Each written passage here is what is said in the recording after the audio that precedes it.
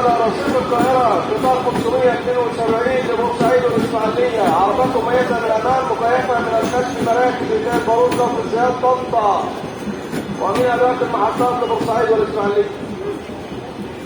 لا توصلنا على رصيف القاهرة 572 لبورسعيد والإسماعيلية مميز من الأمام مكيف من الخلف مراكز إنتاج البارود ضغط الزياد طنطا ومن باقي المحطات لبورسعيد والإسماعيلية. لا تنتظر الوصول على رصيف اسكندرية قطار 1203 عربات مميزة سريعة لاسكندرية ومحطات المصريات.